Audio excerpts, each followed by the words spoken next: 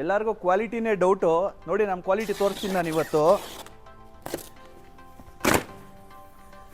ನೋಡಿ ನಮ್ಮ ಕ್ವಾಲಿಟಿ ನೋಡ್ಬೋದು. ಕ್ವಾಲಿಟಿ ಯಾವ ಥರ ಇರುತ್ತೆ, ಸ್ಪ್ರಿಂಗಿಂದ ಹಿಡ್ದು ಬೆಲ್ಟಿಂದ ಹಿಡ್ದು ಫೋಮ್ಗೆ ಪ್ಯಾಕಿಂಗು ವುಡ್ಡು ಎಲ್ಲ ನೋಡ್ಬೋದು ನೀವು ಯಾವ ಥರ ಇರುತ್ತೆ ಅಂತ. ಸೋಫಾ ಮಾಡಿದ್ದಾದ್ಮೇಲೆ ಕ್ವಾಲಿಟಿ ಯಾರಿಗೂ ಕಾಣಿಸಲ್ಲ. ಸೊ ಕ್ವಾಲಿಟಿ ಅಂದರೆ ಇದು ಕ್ವಾಲಿಟಿ ಈ ಥರ ಇರುತ್ತೆ. ಸೊ ನಮ್ಮ ಸೋಫಾಸಲ್ಲಿ ವೈಲ್ಡ್ ಫರ್ನಿಚರ್ಸಲ್ಲಿ ಕ್ವಾಲಿಟಿ ಬಗ್ಗೆ ಡೌಟೇ ಬೇಡ. ಮತ್ತು ಸೀಟಿಂಗಲ್ಲಿ ನೋಡ್ಬೋದು ಜಿಗ್ಜ್ಯಾಗ್ ಸ್ಪ್ರಿಂಗ್ನ ಕೊಟ್ಟಿದ್ದೀವಿ. ಮತ್ತು ಬೆಲ್ಟ್ ನೋಡ್ಬೋದು, ಅದ್ರ ಮೇಲೆ ನಿಮಗೆ ಥರ್ಮಾಕೋಲ್ ಬರುತ್ತೆ. ಸೊ ಅದ್ರ ಮೇಲೆ ನಿಮಗೆ 40 ಡೆನ್ಸಿಟಿ 6 ಇಂಚಸ್ ಫೋಮ್ನ ಇನ್ಸ್ಟಾಲ್ ಮಾಡೋದು. ಬರೀ ಸೋಫಾ ಒಳಗಡೆ ಕ್ವಾಲಿಟಿನೇ ಅಲ್ಲ, ಸೊ ನೀವು ಫಿನಿಶಿಂಗು ನೋಡ್ಬೋದು. ಸೋಫಾಗೆ ಮೇನ್ ಫಿನಿಶಿಂಗೂ ಬರುತ್ತೆ.